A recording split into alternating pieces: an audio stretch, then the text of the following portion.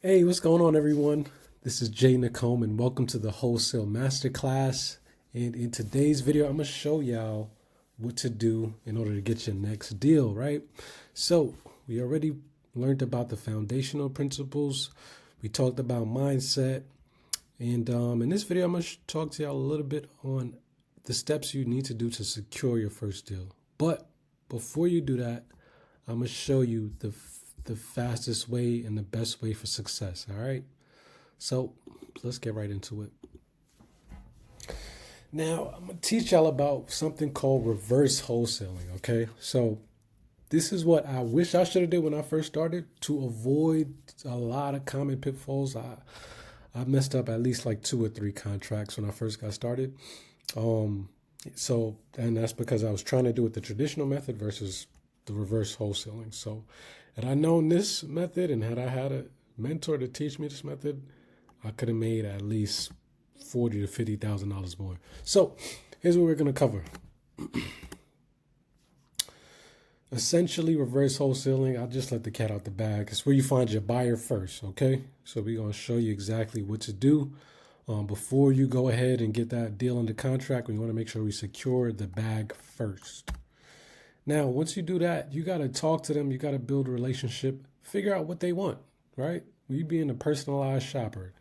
Get to understand their established criteria so that way you know what type of deals you should go out and look for. Okay, so once you have the established criteria, you also want to figure out where to find the other buyers, you would need at least 20 buyers before you really get going. So I'm trying to show you where to build that initial list of cash buyers. I'll tell y'all the benefits of why it works. I told y'all briefly, I lost at least 2 to 3 contracts first starting out. So to avoid that, this is why you should reverse wholesale. Okay, so for updates to the course, for new courses dropping, for new content, check out the newsletter, jaynacombe.com. It's just a lot of important updates regarding the course. Also, feel free to follow me on YouTube for additional content at jaynacombe. And also share the course, right? Let's start a revolution and change people's lives together. We're trying to help people get more financial freedom and just more financial independence. That's my goal with this course. But before we get into it, this is going to be the most important video in this entire course so far. So definitely you want to pay attention and lock in. So please watch the entire video. Don't skip, don't fast forward. Now, as always, pro tip, you can watch it at 2x speed to just get right to it. So reverse wholesaling. What is it? Some people might know, some people might not know. I kind of let the cat out the bag already, but essentially it's where instead of going after the motivated seller or looking at properties first, this is when you locate the buyer first. So you start by identifying and building relationships with end buyers, aka cash buyers, that have a specific criteria. Now, the reason why I highlight specific criteria is because in my experience, I've been in this business for over 6 years now. What I've learned is that a lot of times people call themselves cash buyers, but they're not. I hate to break it to you, they're not. So in order to separate who's real and who's not, typically the people that have a specific criteria, I'm talking about down to the bedroom, bathroom count, down to the zip code, down to the neighborhood, down to the block, down to the type of house that they want, whether it's traditional, stucco, Cape Cod, brick, new build, like they're going to tell you exactly what they're looking for. The real cash buyers, okay? So just keep in mind, the more specific criteria, the more of a sure shot buyer you have. And now, obviously, sometimes there is buyers that just really buy everything within a zip code.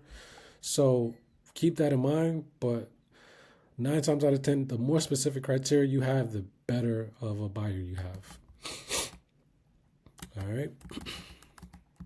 Still learning this whole PowerPoint game. I don't even know why I can't keep transitioning. I got to pop out. Oh, wait. Oh, it played. It moved it right along for me. Okay, let's jump back into it. Okay, so how do we find these buyers, right? because that's important. Like these are the guys that's paying us. Like they're paying us our assignment fee, so we got to make sure we find them first. So how do we find them? So cash buyers is everywhere. I tell you not, I kid you not, right? Typically, they're at real estate investor seminars, but just to take a step back, right? The reason why you want to reach out to real estate investors or other buyers with cash who are actively looking to buy properties first is because you want to make sure that you have their condition, property type, things like that, what we talked about earlier is very important. Also, you want to understand their needs, right? So another question you could ask them as far as their criteria is to get a better understanding of what their end goal is, right? So the more of a understanding that you have of what they're trying to accomplish and what they're trying to do, then the better you'll be prepared and equipped to find exactly what they're looking for, right? So talk to them, have a brief conversation, maybe over the phone, maybe 5 to 10 minutes, and get to know them. Like, are they a buy and hold, a fix and flip? Typically, you only do one. It's two separate businesses, right? Buy and hold is a very systematized business. It's hands-on property management, tenant placement. You got to be very dialed in. Same thing on fix and flip. You got to have two separate businesses, in my opinion. So typically, the real cash buyers only do one. Like majority, they only do one. But you got to figure out what their requirements are. How quickly do they need a deal?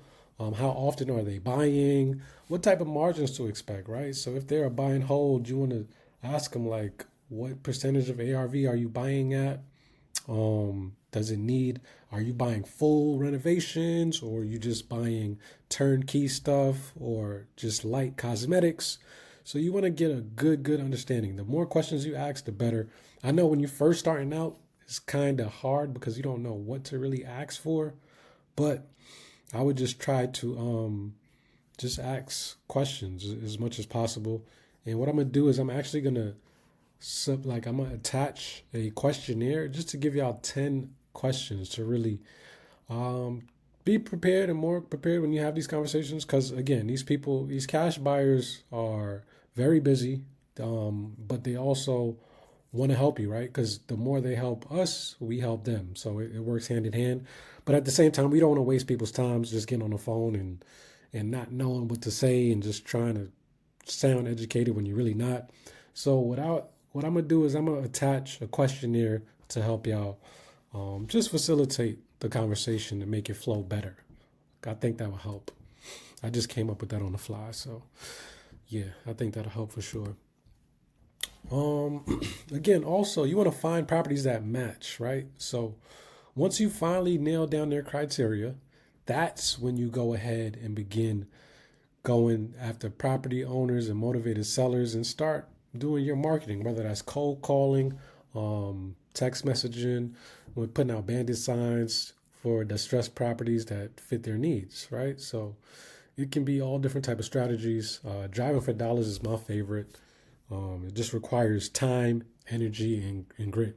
Driving for dollars is essentially, for those that don't know, that's when you drive around the neighborhood and look for the ugliest properties in that neighborhood. You write down the address, you get back home, you skip trace the address, meaning you find the owner and you find their phone number, you call them up, you ask them what they want to offer. A great app to use is Deal Machine. I actually use Deal Machine. They have everything in there. They have public data. I'm talking about the owner's phone numbers, contact information. Everything is in there that you need to get a deal is in Deal Machine. So definitely tap into Deal Machine as well. So assuming that you find a property that matches their criteria, you have a motivated seller on the hook.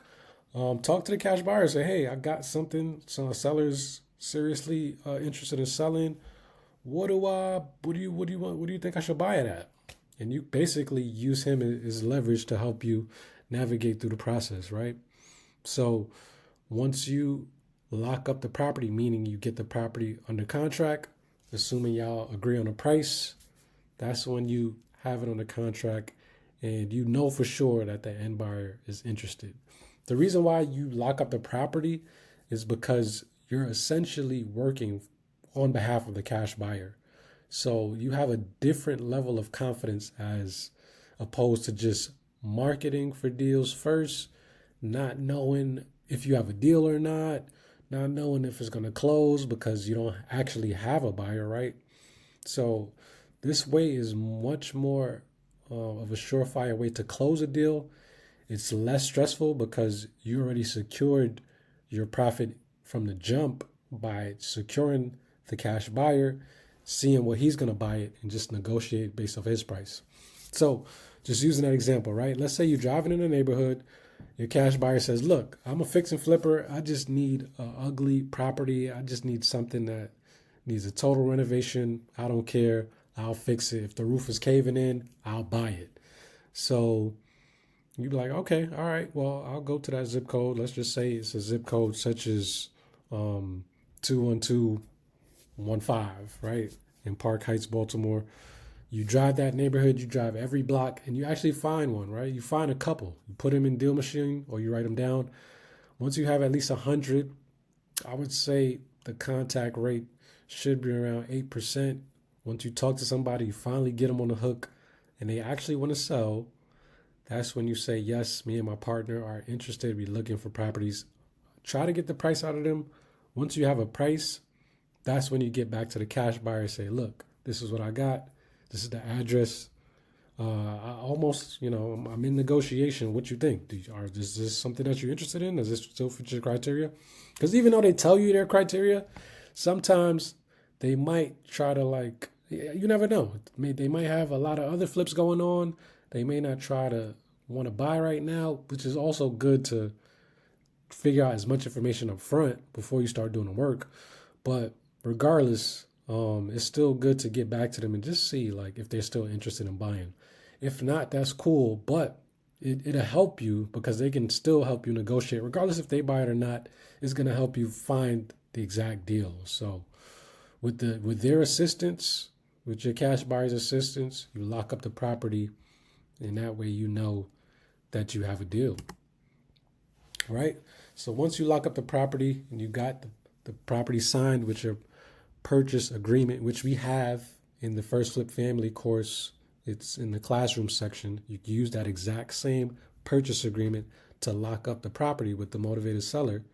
Then at that point, you got to go take pictures just to get a good understanding of what the condition is in.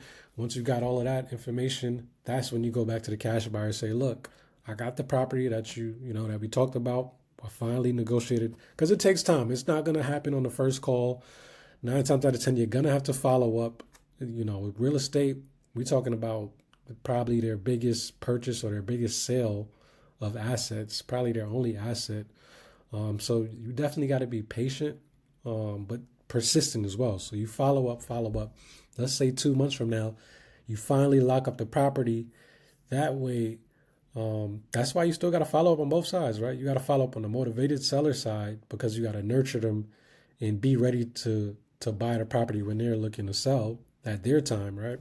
Because we're working on their timeline, not ours. Like, we could buy the property yesterday, but it's all about when they are ready to sell and then emotionally available to sell versus us, trying to just snatch it up. So we're working on their timeline, right? So once we finally get that property under contract, that's when we could go ahead and use the assignment agreement once we negotiate the price with the buyer side to lock that up.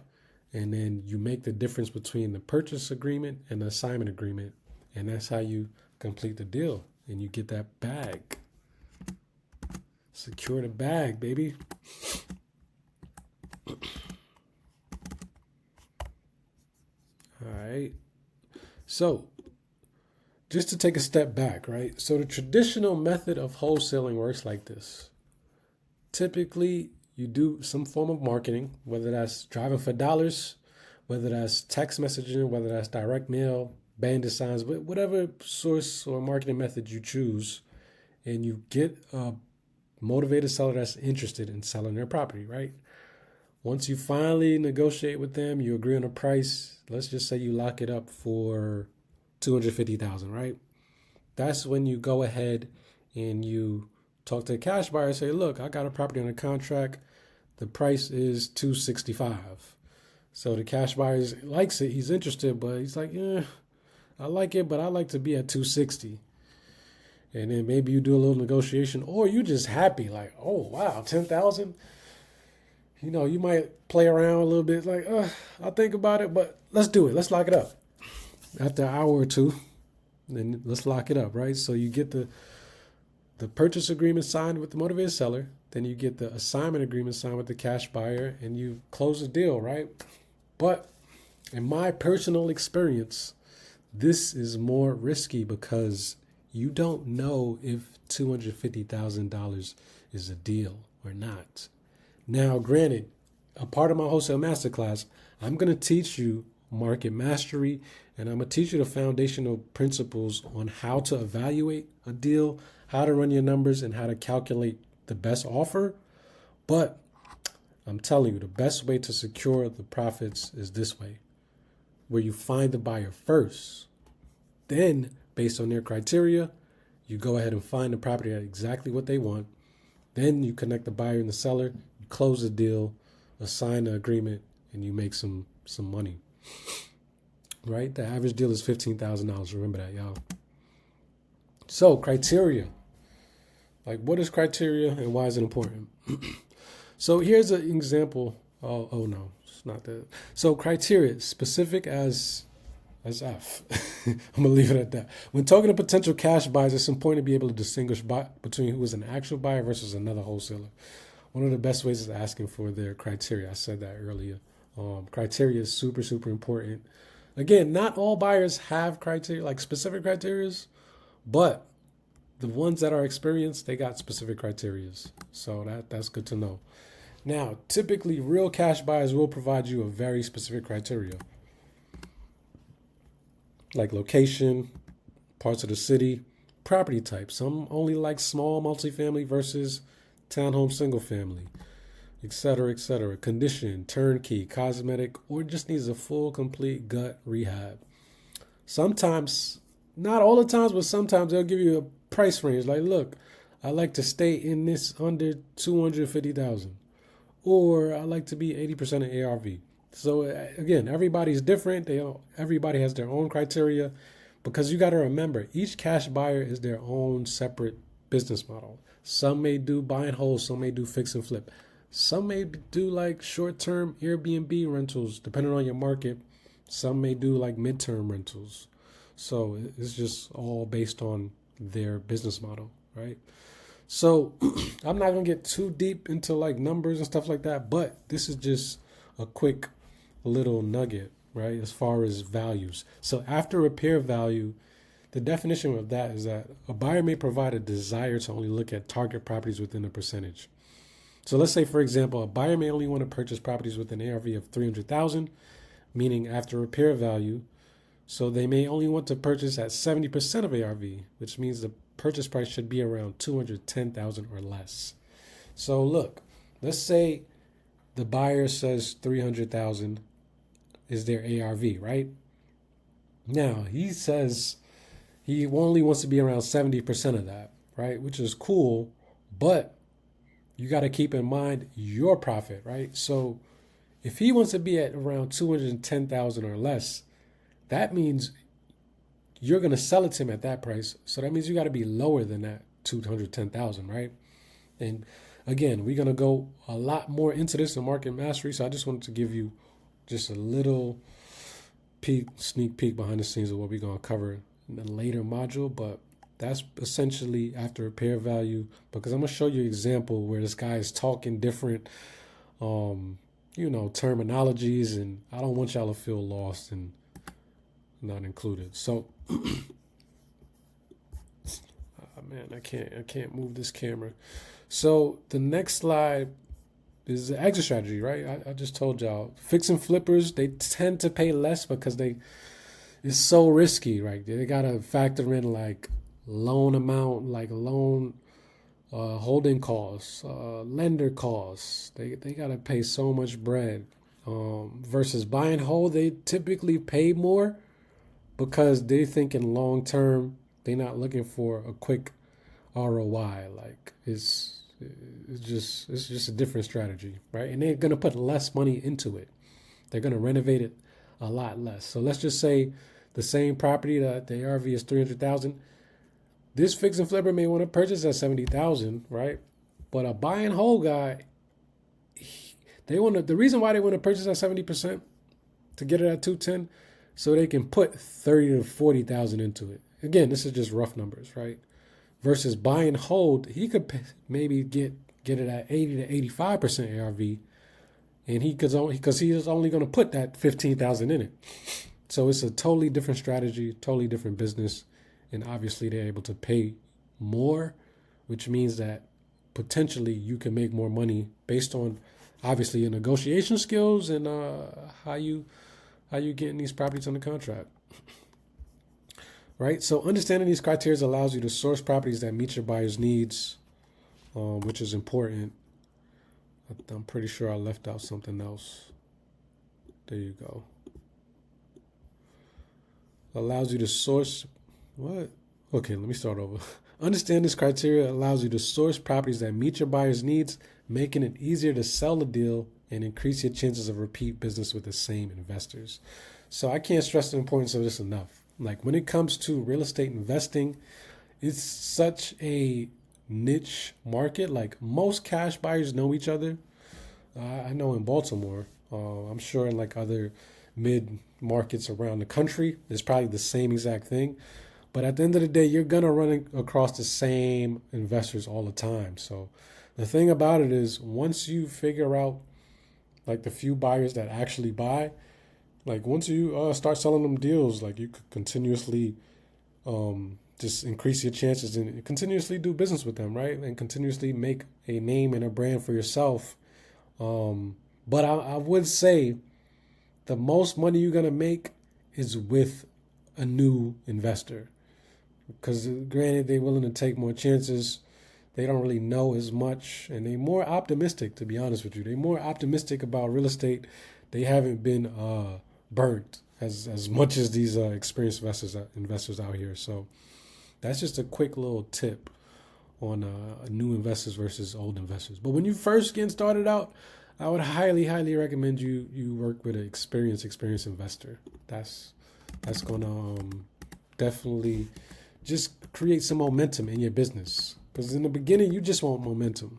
As I just go through these slides, you just want momentum to get the train moving. Once you got the train moving, it's just up from there. It's pretty much up from there, right? You could just start marketing yourself. You're going to learn more about your market. You're going to meet more people. And it's just going to be like a flywheel effect. Your business is going to grow. Again, you can always have those relationships in the back burner. You can still sell to them if you want, but typically the more you build your buyers list, the more money you're going to make.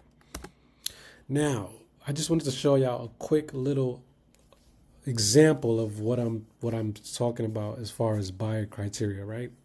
Now, this is, I need to blur this out, but this is this is a conversation that I had with a buyer, right? He saw one of my bandit signs, and then we had a 15-minute conversation. We had a real good conversation. He was like very specific on what he wants. And as you can see in his text message, right? The fix and flip, he has a wide range, right? 200 to 700K. So a wide range. But he does single family townhouses, no war zones, whatever that means. I don't know.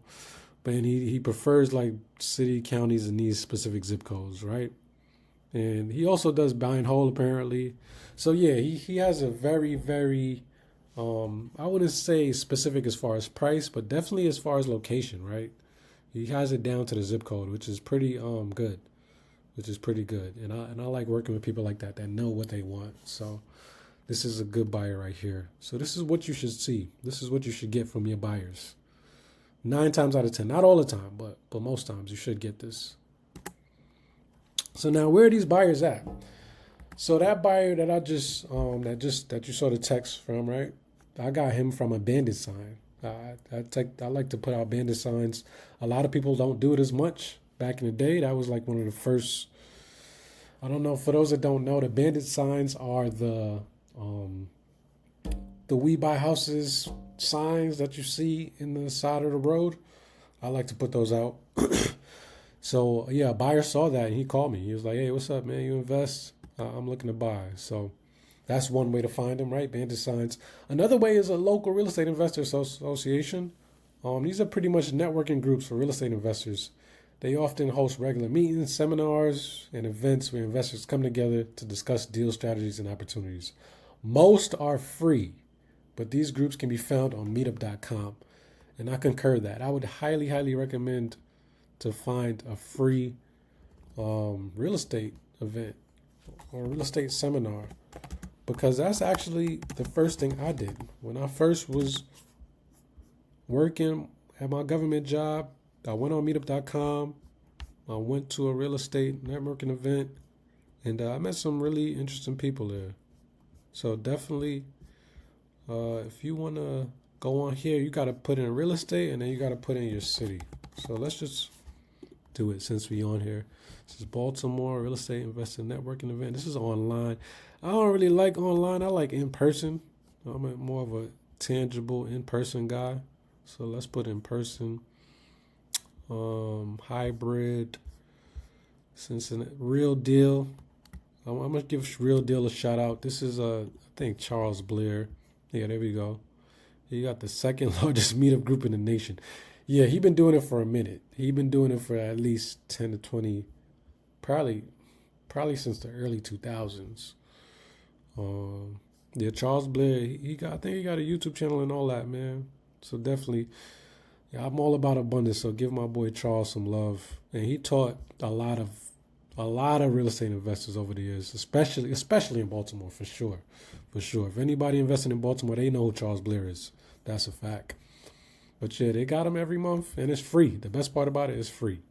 See, so I'm sure if you search your city, just get around the fire, and you're gonna get with like-minded people that's actually doing deals and that's in the business. So I can't tell you how much of a step ahead you're gonna get just by showing up and going. So he actually helped me close on my second subject to deal. Because we first did a lease option, and then we did a lease option, a subject to. It was kind of advanced strategy. This is my first time doing it, but he walked me through the whole process, and I'm forever indebted and grateful for him for that. So I definitely want to give my boy his flowers, man. But yeah, I'm sure you got a local guru. I'm not even gonna call him a guru, but a local, experienced, highly, highly experienced real estate investor in your market. Again, I'm more in person type of guy, so I highly, highly encourage it for sure, for sure. So that's one way to find cash buyers, because they definitely are in the building there, right? So if you're not an intangible person, you don't like to be in person, boots on the ground, the next best thing is Facebook groups. Many real estate investment focused Facebook groups have thousands of active members, including cash buy slippers and landlords. You can post your deals and engage with potential buyers directly. So yeah, this is something I want to say that just started, not just, but fairly recent when I first got started in real estate, probably like 2016, 18. They got a group for everything, right? So most of those meetup groups got Facebook groups. So, I mean, y'all know Facebook. I don't got it. But I just wanted to show y'all. They post deals on here all the time, right? They posting deals. A lot of wholesalers are posting a bunch of deals. What you want to look for is, oh, look at me. I'm in here. I just posted something a day ago. And as you can see, I have buyers in my comment section, right? In my comment section. They all here, they sending emails, they said send me the details, so I gotta reach out to them for sure. So this is another great way to find cash buyers. Facebook groups are 100% amazing.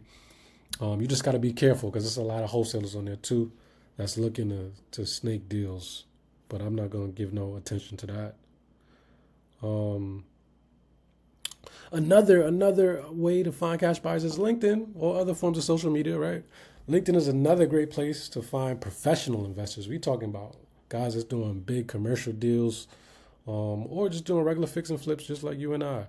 I'm sure they got real estate groups, and if you just search real estate on social media, LinkedIn, TikTok, what have you, just use social media for a business, right? And to help you grow and use it as a money generating tool. Don't just try to be on it doom scrolling. I hate that with a passion. Like, if you're gonna be on these social media websites, they're making money by you being on there. So you gotta make money off of it as well. So trust me, there's resources there.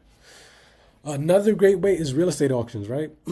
Again, this is for the people like myself that's in person. Many cash buyers attend foreclosure auctions to buy properties, right? And you got to have a bag because they want a $5,000 deposit just to even bid. So these investors often have cash on hand or are looking for good deals, and they're serious investors, all right? They're not playing around. They know what it's like to put up hard, earnest money deposit. So real estate auctions, if you're driving past somewhere and you see a sign, or if you're looking on Zillow, you see an auction is coming up, or if they have an auction once a month in your local courthouse for foreclosures, definitely go to those. Maybe print out some business cards or just bring your phone. Again, your phone is a money generating tool. So definitely bring this thing and start making some money and making some connections. All right? Because we need other people to make money. Don't let that go over your head. And last but not least, realtors. Realtors, some real estate agents specialize in working with investors, right? Particularly those interested in distressed properties, flips, or rentals. You can also call stage flips because these investors are looking for another project.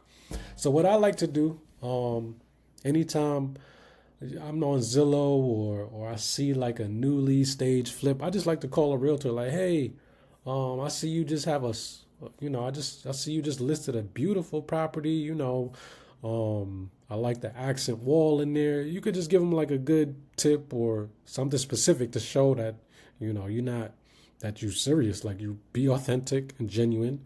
Let them know what you actually like about the property and say, hey, are you looking for any more properties in that neighborhood? And they'll tell you like, yeah, we just flipped this one. We put it on the market. Hopefully it'll sell soon. Thank you.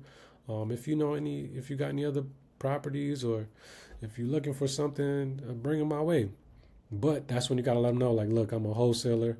And you could just be as authentic as possible. I'm new or I'm just getting started or I'm just trying to like work directly with a cash buyer. So tell me exactly what your criteria is. And they'll tell you like, look, same thing as what we just put on the market, a 3-2, 1,200 square feet.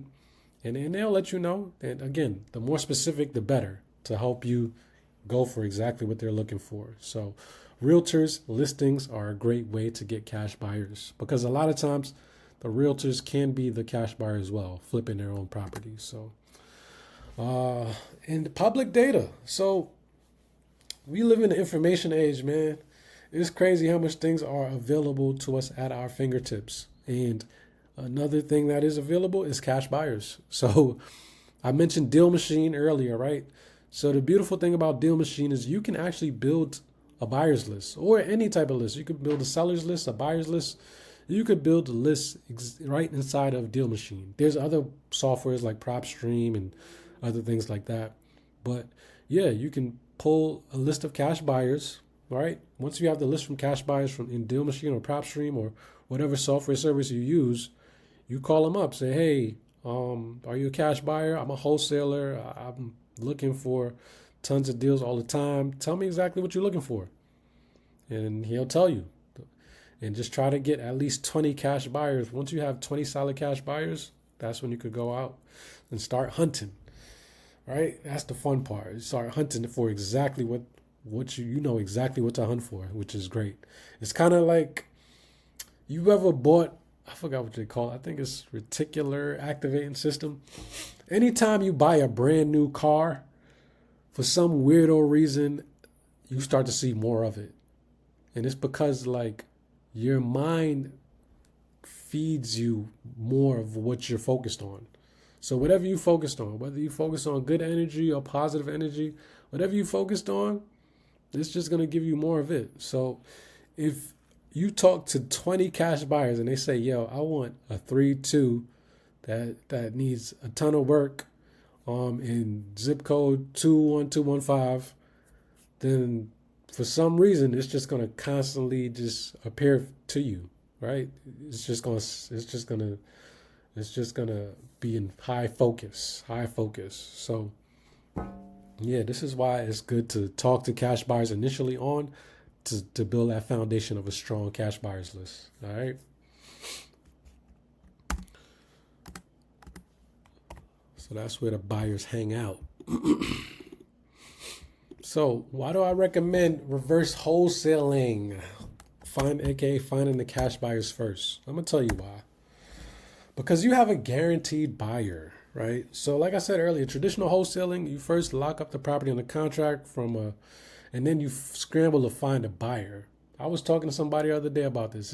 It's kind of a catch-22 because typically when you have the motivated seller, you they're going through some things, right? They're going through life's real life situations that we all go through, right? But the thing about it is you don't want to take on their motivation, so to speak. You don't want to take on their trauma. Like they're going through some things, but when you tell them, look, I'm a buyer and I'm going to close this thing in 2 weeks because they're moving to another state because of a job and they lost their job and they need to move like ASAP, that means now you're taking on that. If you have a good heart, you're going to be taking on their motivation to like do it, whatever's in your best interest to find a buyer for them no matter what. So you're scrambling, trying to figure it out, figure it out, figure it out. And what happens if you can't find a buyer? Like you risk losing your earnest money deposit or facing other financial consequences such as a lawsuit. It could be scary. It could be real scary when you go in the traditional way. As opposed to reverse wholesaling, you eliminate the risk by securing a buyer first, so you're super confident the deal will close once you find the right property. Again, nothing is guaranteed, right? Nothing is guaranteed in life, but once you find a buyer first, you go into the situation knowing that you feel confident where you need to have your numbers at, and it's going to be so much of an easier negotiation. I can promise you that. Also, it's a streamlined process because with reverse wholesaling, you're working from the buyer's specific criteria, which means you're only looking for properties that are a perfect match for their needs. This drastically reduces the time you spend marketing or negotiation with different buyers. So it just saves you time. It saves you time and it saves you a lot of energy and it saves you money, frankly, because think about it.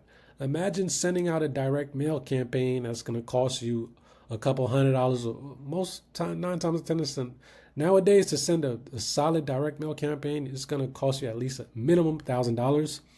So when you send out that campaign, you're like spreading your mail all over the town versus talking to a few buyers trying to pull exactly what exactly they need and have your target focused on a niche specific segment of the market. It'll save you time and it'll save you money. I promise you that. Also, quick closings, right? Because the buyer's ready and he's pre-qualified, assuming that you already asked for proof of funds, which is a whole nother conversation. But proof of funds is essentially showing that you have the money in hand to close on the property, meaning they're pre-qualified. Often cash buyers or those with access to fast financing, right? Whether that's a hard money lender that you're already pre-approved for. These deals typically tend to close more quickly than if you were searching for a buyer after securing a property. Like, again, it's just all about finding a buyer, making it more streamlined and making things a lot easier and less stressful. So another thing that people don't talk about is when you have the backing of a cash buyer and you know he's the real deal and you know he can close, you walk into the seller's negotiation table with so much more confidence, right? Because when you approach the when you approach the motivated seller in reverse wholesaling, you can present a stronger case because you already have an interested buyer, aka your partner, right? He's your cash buyer. And that way, the knowledge can give you leverage in negotiations since you know that the deal is likely to close quick, making you more credible. Sometimes the seller may say, hey, I want you to put down $1,000 earnest money deposit because I got burned before by a wholesaler. You could confidently put your money up knowing that it's going to close because you got this cash buyer, aka your partner, on the hip. And he's telling you, hey, this is a go. This is a good one.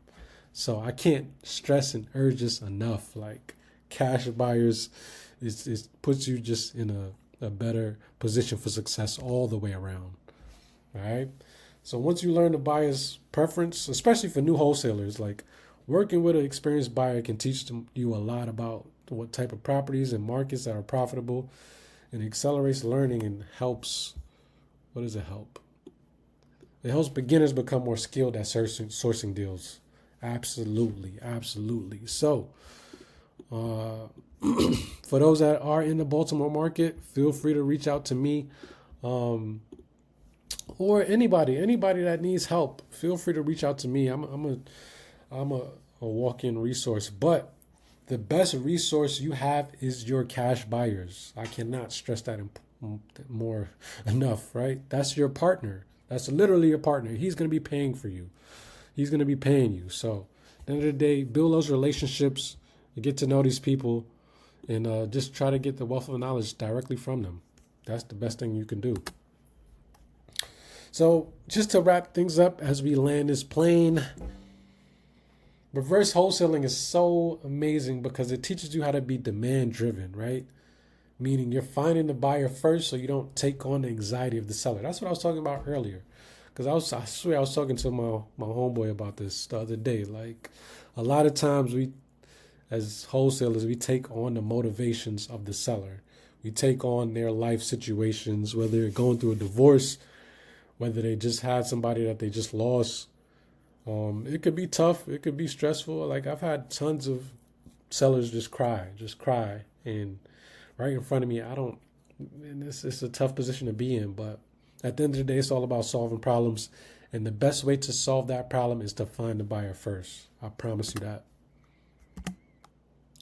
Also, intentionally network, right? So when we going out to these real estate groups or auctions or just on Facebook, like I, you gotta emphasize the importance of purposeful and focused efforts in building connections, right?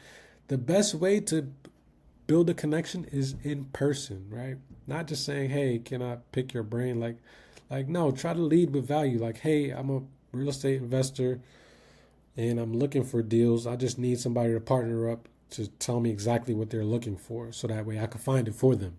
When you have that type of conversation versus, "Hey, can I pick your brain for coffee?" Like, no, nobody wants to hear that. We want to hear, like, what can you do to help me accomplish my goals? And as a wholesaler, that's essentially literally what you're doing. You're helping these cash buyers accomplish their goals, which is get more deals and make more money, right? So once you lead with that, it's a win-win. So if you're not really the face-to-face, belly-to-belly person, I know most people aren't these days. If you find the buyers on Facebook, like how I showed earlier in the comment section, hit them up with a private message like, "Hey, I just saw you commented in the post. Do you mind if we get on a quick 5-minute phone call to get learn more about you and see how I can help you achieve your goals?" Nobody would, nobody that's about making money would say no to a message like that. Like, just get on the phone. So the next best thing, if you can't meet them in person, get on the phone and just build with them, get to know their criteria, get to know their goals, and hopefully you can help them achieve it. Right. Also, you want to validate credibility. The more specific, the more credible. I mean, that says it all. Like, hey, if you're specific, that shows that you pay attention to your craft. You know what works for you. And more importantly, you know what doesn't work for you.